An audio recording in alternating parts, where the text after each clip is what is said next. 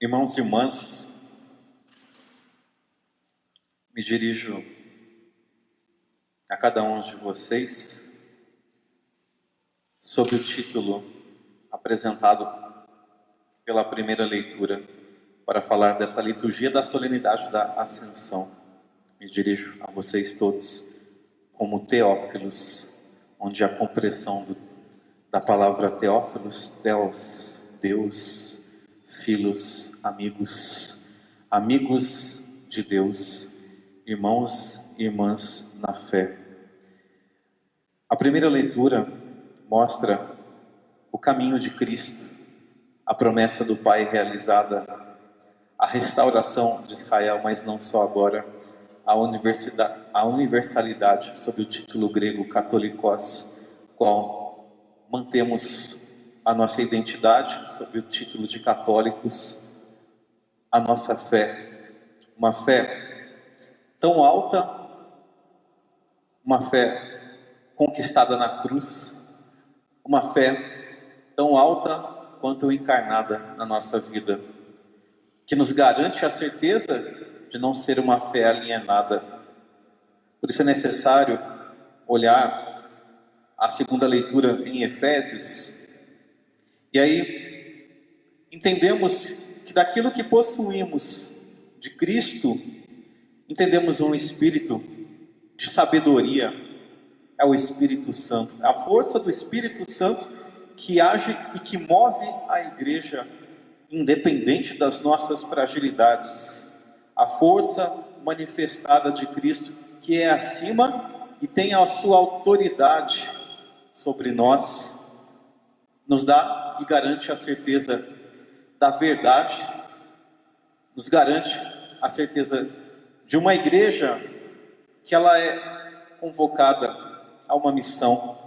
A própria palavra eclésia, igreja, dá-nos a garantia de um sentido. E esse sentido, esse porquê, significa assembleia convocada em nome de Deus, sob a ação da graça, sob a ação do Espírito Santo. Significado primeiro da palavra igreja, que vem de carral, que também chama-se convocação. Aonde que entendemos isso? No Evangelho. O Evangelho, ao Jesus ascender ao céu, percebemos um movimento, o Evangelho curto, mas tão profundo. Aqui estão os 11 discípulos, ou seja, a imagem da igreja, testemunhas da ressurreição, da ascensão, testemunhas do mistério pascal. Meus irmãos e minhas irmãs, o Senhor não nos chamou para sermos somente testemunhas visuais, mas para que encarnássemos a figura do Cristo como uma missão que urge no meu hoje da salvação. E é por isso que ele convoca a igreja para ver não só com os olhos carnais, mas senão com os olhos da fé. Hoje aproximou-se Jesus e aí ele ascende-se aos céus. O próprio Espírito Santo, quem age, é testemunha. Ele é testemunha primeira de tudo isso. Aqui, a igreja não para aí, não para nesse momento. Qual momento? O momento em que Jesus ascende ao céu seria muito bonito, e é uma realidade, mas Jesus traz o mandato missionário da igreja, precisa entender, precisa participar como experiência, não viver de uma ilusão. A fé em Cristo nos garante uma verdade que foi passada e experimentada na carne por Cristo, sinal que pode ser experimentada por você, por nós. O que acontece? Depois, o mandato, ide e fazei discípulos, é um compromisso com a salvação, não é uma fé distante. E por mais linda que seja a ascensão de nosso Senhor, seria muito distante da nossa vida se ficássemos só nisso, porque nos veríamos pecadores e frágeis, e Jesus ascendendo ao céu. Não foi isso que ele quis dizer. Ele quis dizer da nossa responsabilização e do nosso compromisso em viver de forma íntegra e reta, não viver de qualquer jeito, ouvindo o que quer, filtrando o que quer da palavra de Deus, como que numa auto-idolatria, onde eu vejo a igreja que quero e escuto o que quero, não escuta a Deus. Aquele que escuta a Deus segue o caminho. Percebemos aqui, observar tudo o que vos ordenei. Quem vos ordenou? Jesus Cristo. Ele dá isso à igreja, não a igreja somente instituição. Então deixe-me falar de duas igrejas. Uma igreja. Há uma corrente que habita o espírito do mundo, que traz um tipo de igreja. Ali encerra-se a plenitude dos tempos. Cristo disse tudo o que podia dizer e ecoou até hoje, em nossos dias. Começa o tempo do Espírito Santo e o tempo da igreja. Estamos no tempo do Espírito Santo, estamos no tempo da igreja, garantida em Cristo, claro. Salvação na ordem do Pai, sim. Isso significa algo muito concreto para nós, que devemos ter o ouvido e o pé de discípulo. Enganosa visão se ouvisse a glória do Senhor, que é a verdade, que subiu aos céus, e ficasse só ali, lá no céu, e não entrasse aqui na terra, nos meus passos. O que eu vejo como igreja, que a igreja proclama, é que nesse movimento do Senhor retornar ao céu, não é um movimento de saudade, é que Jesus foi embora.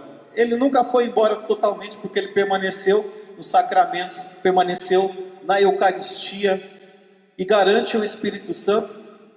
Por isso lá no final do Evangelho ele diz: eis que estou convosco todos os dias. É hora de se perguntar se o Espírito dessa igreja de hoje permanece com Cristo. Ele permanece conosco. Nem sempre permanecemos com Cristo, nem sempre queremos permanecer, infelizmente eu digo, nem sempre. Por isso digo de duas igrejas. A primeira igreja é a igreja com o espírito secularizado, para dizer, no século, no mundo, na moda do mundo. Aquilo que o mundo diz, eu quero enfiar dentro da igreja. Se não tiver que esteja lá no meu comportamento, no meu pensamento. Essa é uma igreja. A igreja que o mundo proclama. Eu não falo com figuras teológicas, falo, existe dois jeitos de seguir com a fé católica, ou com a igreja com o espírito do mundo, a igreja mundana. Entenda esse mundo no sentido da criação, né? É com o pecado. A convivência, o querer conviver com o pecado, aceitar conviver com o pecado. Essa é a igreja espírito secular, ou a igreja, essa é a igreja de Cristo.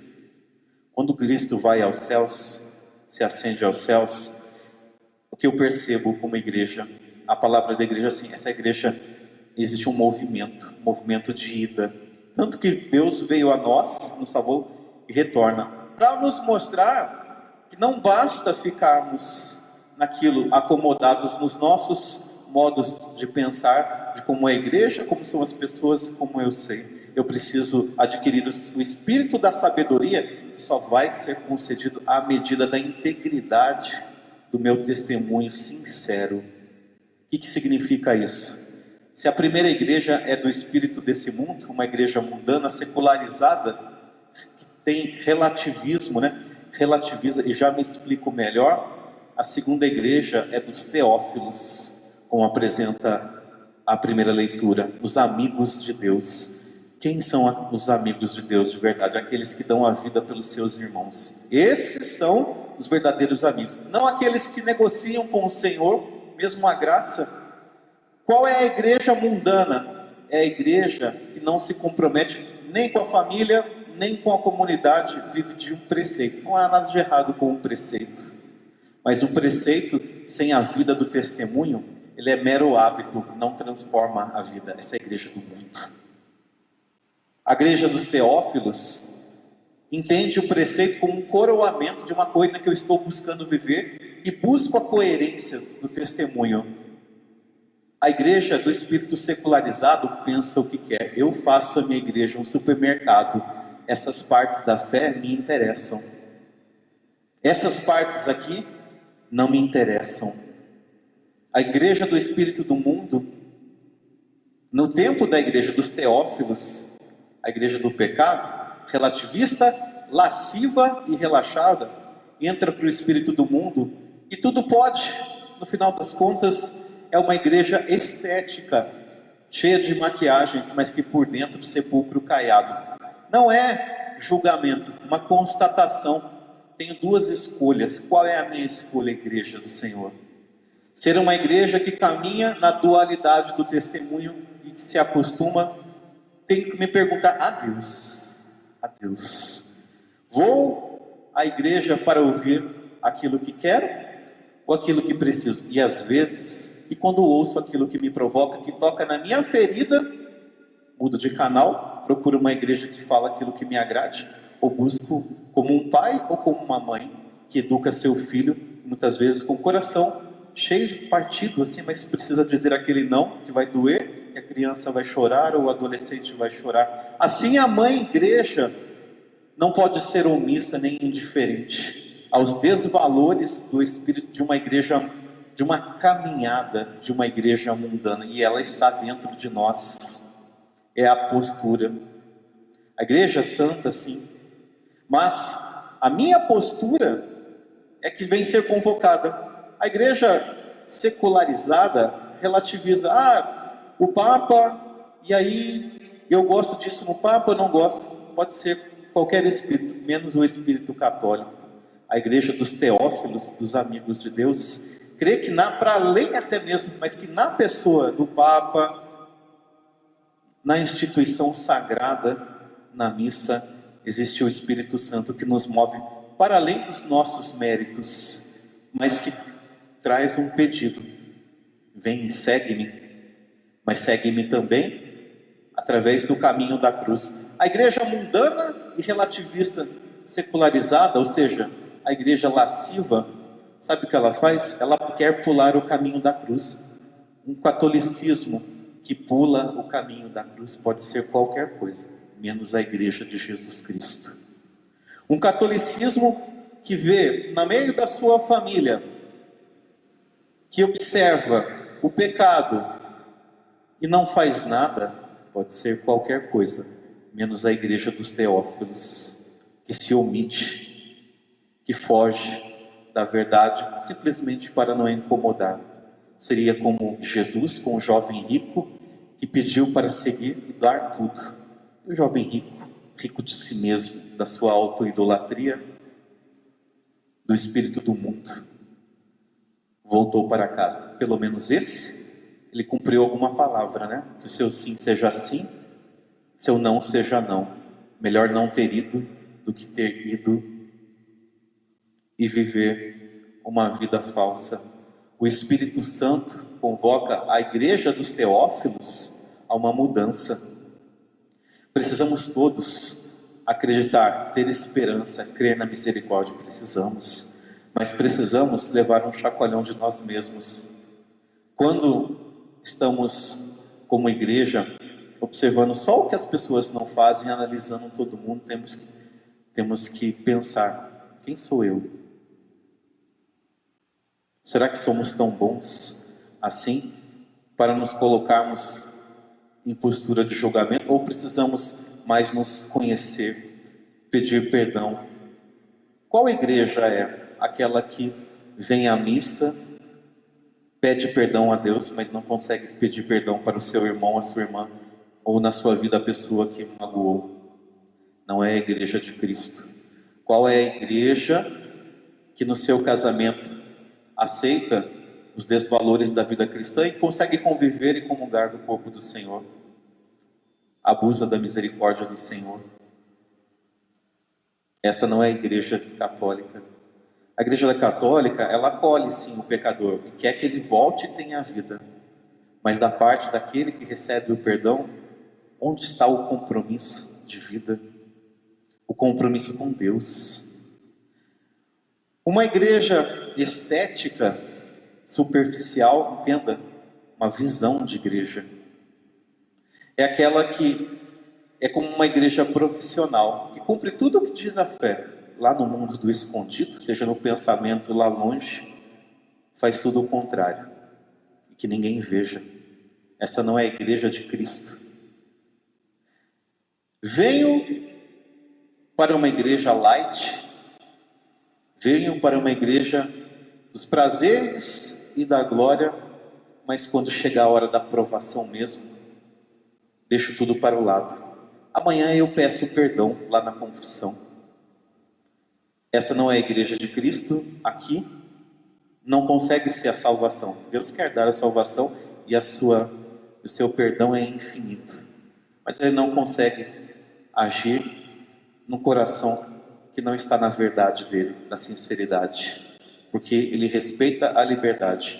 Uma igreja light, estética, é a igreja que traz em si a marca do espírito desse mundo, lá no coração, e não quer largar. Eu conheço tudo, eu, nunca se abre ao nós, não se abre à acolhida da diferença do outro, onde a diferença do próximo é um combate para mim. Essa é a igreja do espírito do mundo, porque não busca a conversão de verdade. Fala que sim com a boca, mas com as atitudes não muda. Não se muda, não é mudar para o padre aqui, fulano de tal, ou outro lá. Isso é mudança para a sua salvação e para a sua felicidade. A igreja mundana, o espírito desse mundo, diferente da igreja dos teófilos, dos amigos de Deus, ela está aí para aliviar a consciência do peso do pecado. Assim que volta, continua a sua caminhada e vive escrava. Essa é uma imagem errada da igreja. A igreja não está aí para isso. A igreja, sim, que acolhe o pecador, entende que todos nós que um dia vivemos pedindo perdão para Deus, queremos sair do ciclo da libertinagem do mundo. Não trazemos isso para a igreja. Queremos, como no Evangelho, ide e batizai, ou seja, trazer outros para a nossa fé. Como poderemos fazer isso se não experimentarmos isso antes em nós mesmos? Não poderemos. A igreja, ela não é uma instituição humana, ela conta com a contribuição humana, porque Deus a santificou. Se não passar pelo crivo do nosso testemunho, essa convocação da palavra de hoje para a igreja dos Teófilos, Deus é amigo, Deus é próximo, Deus nos dá força. Aqui, Deus nos dá os dons do Espírito Santo. Mas o que eu faço com a igreja do Senhor? Os meus prego um cravo para hoje, na mão de Cristo, com o meu pecado, com a minha indiferença, com a minha passividade, quando eu vejo aquilo que é pecado e não denuncio. Deus não fez. O que seria de Jesus, o que seria do Evangelho, se Ele não tivesse falado aos fariseus: olha, isso não é isso que o Pai quer? Ele teria se omitido e seria como um deles. A igreja, isso não é uma coisa, um atributo exclusivo de Jesus. Isso é o que Ele quer e deseja que nós fazemos. Precisamos sair da morosidade de uma igreja de cara feia. Dizia o Papa Francisco na jornada da juventude aqui no Brasil: um cristianismo fraco não é assim. Essa não é a igreja do Senhor. Um cristianismo avivado é de verdade aquele que promove a alegria nas pessoas. Como poderíamos dar alegria se não trouxermos nós mesmos a bem-aventurada alegria que vem, não porque nós somos bons, mas porque cremos numa transformação e vamos caminhar na misericórdia. Tropeçar, sim, às vezes acontece, mas não queremos conviver com isso. Tirar o espírito secularizado dessa igreja estética que o mundo quer que fique na sacristia. Cristo não ficou na sacristia, não ficou dentro da sinagoga somente. Cristo viveu, muito mais esteve fora. Não teve medo de tocar nas chagas. Às vezes excluímos esse dado. Tocar nas chagas não é só no machucado físico, é na nossa chaga? É também. Mas também nas situações que precisam de cura no mundo. E às vezes vai contar com a incompreensão, vai contar com a injustiça da parte do pecado das pessoas, e eu não devo fugir, porque o Senhor nos garante a vitória. Não crer nisso, não fazer, ficar, deixa que o outro faz, é ser omisso. Essa é a igreja do mundo. Uma igreja que, se eu estiver bem, pouco importa. Não é a igreja de Jesus Cristo, muito menos, não sei que fé é. A católica, deixada por este evangelho, não é. O batismo de Cristo, começando por João Batista, antes de Jesus Cristo, deu a vida lá, perdeu a cabeça, né? Jesus ali foi crucificado, os discípulos tiveram o mesmo fim. Uma igreja empresária não é também. Uma igreja de clientela, de entretenimento, de shows, também não é. Não é isso. A centralidade de Cristo, ela é tão importante quanto a minha compreensão de um amor verdadeiro. Podemos pensar muitos projetos, até pastorais, mas se eles não forem regados com um desejo de mudança de vida entre nós, sem julgamentos uns pelos outros, não valerá a pena. Serão costumes, serão ações eticamente que ONGs fazem, mas não serão a ação do Cristo. Serão sim a ação do Cristo, quando eu faço tudo isso em nome de Deus, quando eu, com a minha pequenez lá em casa, olho para um valor da vida de fé, o aborto, por exemplo, é desvalor, e falo assim, às vezes, quantas famílias católicas que às vezes eu vejo, olha, e desculpe me falar assim, viu? Ali, ó, eu prefiro que o meu filho ou minha filha lá, desculpe, fique lá tendo suas relações dentro de casa que eu estou olhando, do que ele fique lá fora no mundo. Essa não é a igreja de Cristo. E isso é um valor mundano. Não há possibilidade de caminhar numa integridade de fé se a gente vai deixando os valores do mundo se consumirem a gente. E aí o consumo, a relação árida vem. Por que eu não consigo e não sou atendido na oração? Porque não está vivendo uma fé de verdade. Só uma fé que eu acho que é fé. Mais uma vez o eu do mundo, que é o espírito do egoísmo, que vem do pecado, que vem de Satanás, conquista ludibriando as nossas ações, achando que estamos fazendo coisas boas, porque eu monto ali no supermercado da fé um jeito de ser católico, e cada um monta o seu, como nos pacotes de televisão, como na Netflix eu vejo o que eu quero, eu vejo o programa da fé que eu quero, isso eu concordo, e isso eu não concordo. E aí Deus é que tem que se moldar a nossa mentalidade. E será que diante de Deus e nós que somos criaturas, aonde eu encontro a verdade? Meus irmãos e minhas irmãs, desculpem se peço perdão como igreja, se possa parecer um pouco pesado, mas me lembro de um fato também da vida de Cristo, quando ele apresentava e tentava ensinar um caminho de discipulado, não de clientela, de seguidores. E aí alguns falavam, mas essa palavra é muito pesada, é difícil de seguir. E muitos foram embora, e outros ficaram. Os que ficaram compuseram a igreja do Senhor verdadeira. Ela sim nos garante que a ascensão do Senhor mostra-nos uma igreja em saída. Uma igreja, falo isso como igreja para vos provocar mesmo. Não para que você ouça aquilo que você quer, mas para vos provocar, para que o Espírito da Verdade, que aqui em Pentecostes está chegando semana que vem, como igreja, como comemoração litúrgica, possa te dar essa sabedoria da segunda leitura que São Paulo vai falar aí aos Efésios.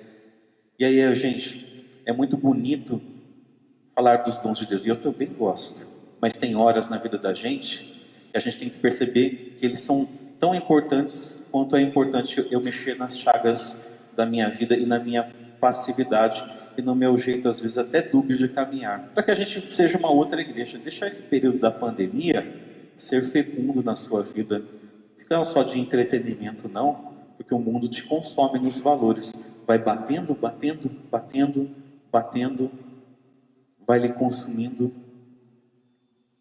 e aí tudo vai ficando distante. Peço ao Senhor pela sua vida, Peço ao Senhor pela sua família e igreja doméstica que precisa de uma mudança nesse momento. Lutar pelos valores, sim. Outros aí, ó, não são abertos à vida, são a favor não só do aborto, como outras práticas aí, ó.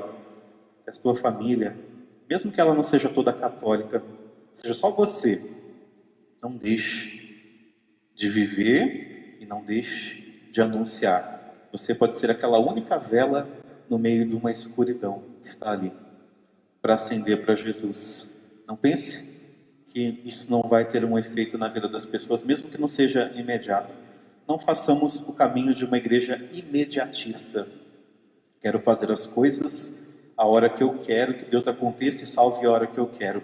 Rezemos com integridade o Pai Nosso, seja feita a vossa vontade, como rezaremos daqui a pouco, e que a Eucaristia, expressão máxima da presença de Cristo, da presença agora no tempo da igreja, ela seja renovadora sim, mas que não seja somente um receber, mas um permanecer e um doar da minha vida inteira, não em pedaços. Louvado seja o nome de nosso Senhor Jesus Cristo, para sempre seja louvado.